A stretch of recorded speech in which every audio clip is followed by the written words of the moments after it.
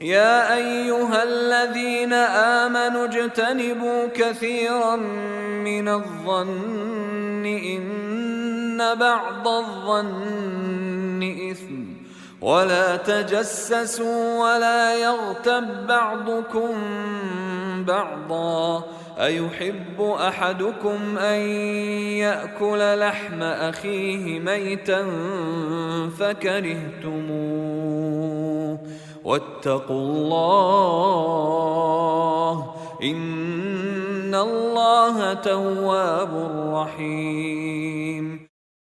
اے ایمان والو، تم لوگ بہت ساری بدگمانی کی باتوں سے پرہیز کرو، بے شک بعض بدگمانی گناہ ہے، اور دوسروں کی ٹوہ میں نہ لگے رہو، اور تم میں سے کوئی کسی کی غیبت نہ کرے۔ کیا تم میں سے کوئی اپنے مردہ بھائی کا گوشت کھانا گوارا کرے گا؟ تم اسے بالکل گوارا نہیں کرو گے، اور اللہ سے ڈرتے رہو، بے شک اللہ توبہ قبول کرنے والا، بے حد رحم کرنے والا ہے۔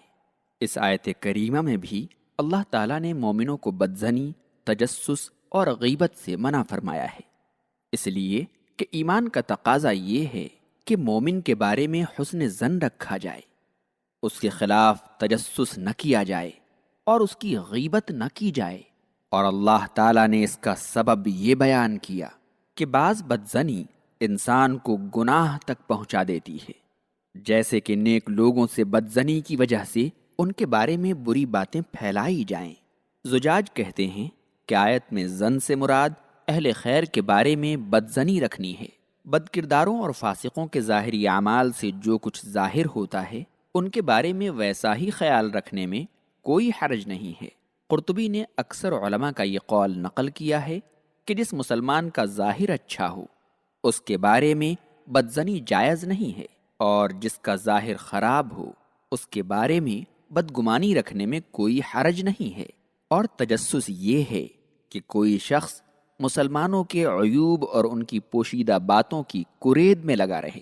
اللہ تعالیٰ نے تو ان عیوب اور پوشیدہ باتوں پر پردہ ڈال رکھا ہے، اور وہ ان سے پردہ ہٹا دینا چاہتا ہے۔ اور غیبت یہ ہے کہ کسی کی عدم موجودگی میں اس کے بارے میں ایسی بات کہی جائے جسے وہ پسند نہیں کرتا ہے۔ صحیح مسلم میں ابو ہریرہ رضی اللہ عنہ سے مروی ہے، رسول اللہ صلی اللہ علیہ وسلم نے فرمایا، غیبت یہ ہے کہ کسی کی پیٹھ پیچھے اس کے بارے میں وہ بات کہی جائے جو اس کے اندر موجود ہے، اور اگر وہ برائی اس کے اندر نہیں ہے تو وہ بہتان ہے۔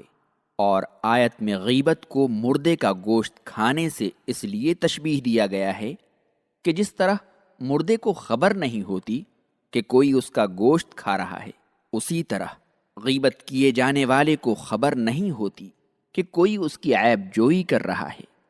آیت میں اس طرف اشارہ ہے کہ آدمی کی عزت اس کے گوشت کے مانند ہے۔